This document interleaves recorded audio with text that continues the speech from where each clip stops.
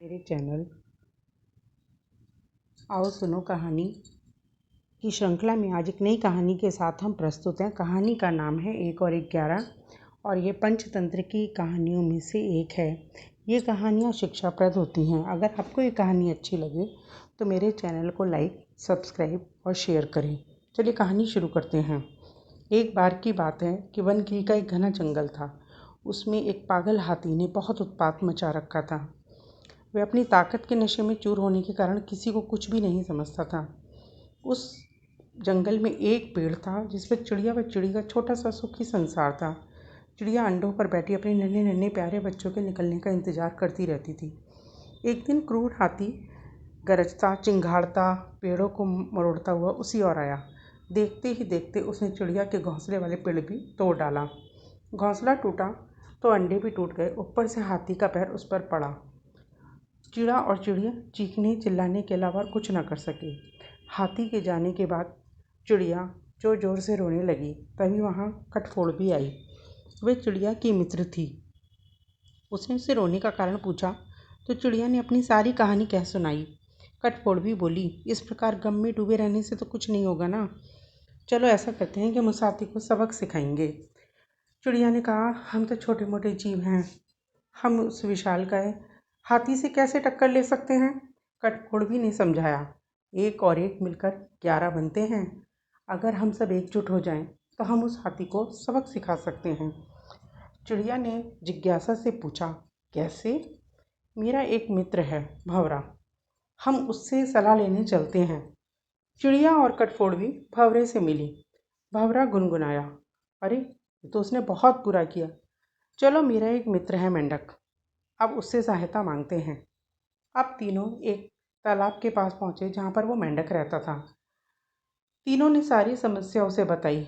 मेंढक ने कहा, आप लोग धैर्य से जरा मेरी यहीं प्रतीक्षा कीजिए, मैं जरा गहरे पानी में बैठकर सोचता हूँ। ऐसा कहकर मेंढक जल में कूद गया। थोड़ी देर के बाद वह पानी से बाहर आया तो उसकी आंखों में चमक थी। वह बोला, दोस्तों, अब उस हत्यारे हाथी को नष्ट करने की मेरे दिमाग में एक बहुत अच्छी योजना आई है। अगर हम सब मिलकर इसमें योगदान करें तो हम उस हाथी को नष्ट कर सकते हैं। फिर मेंढक ने जैसे ही वो अपनी योजना बताई तो सब खुशी से उछल पड़े।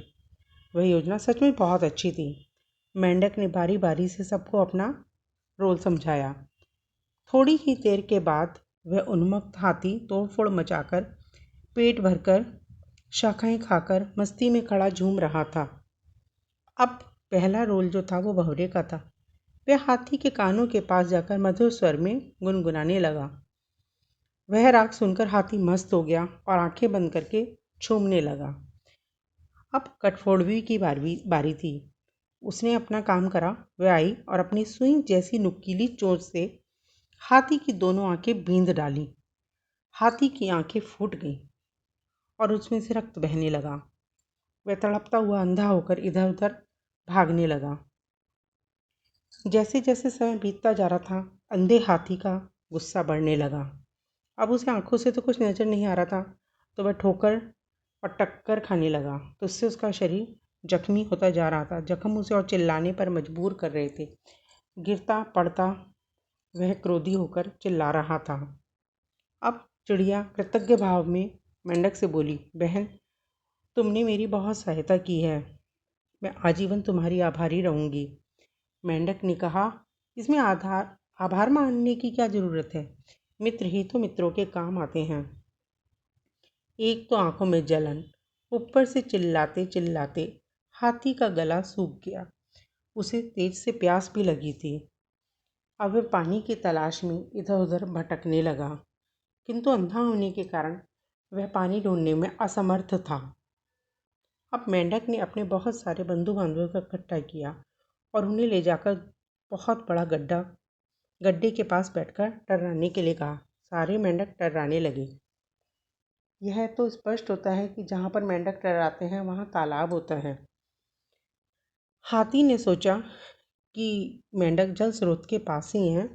अब वह उसी दिशा में चल पड़ा। मेंढक जोर जोर से टर्राने लगे। प्यासा हाथी उसी ओर भागने लगा। जैसे ही हाथी गड्ढे के पास पहुंचा, मेंढकों ने पूरा जोर लगाकर जोर जोर से डराना शुरू कर दिया। हाथी आगे बढ़ा और विशाल पत्थर की तरह गड्ढे में गिर पड़ा। गड्ढे में गिरते ही उसके प्राण उड़ गए। इस प्रकार उस अहंकार में डूबे हाथी का अंत हो गया। तो फ्रेंड्स, इस कहानी से हमें यह शिक्षा मिलती है कि कभी भी अपनी ताकत का घमंड नहीं करना चाहिए और दूसरे असहाय जीवों पर दया रखनी चाहिए, क्योंकि देर सबेर अपने कर्मों की सज़ा सबको भुगतनी पड़ती है। अगर आपको मेरी कहानी पसंद आई हो तो प्लीज़ लाइक शेयर कीजिए।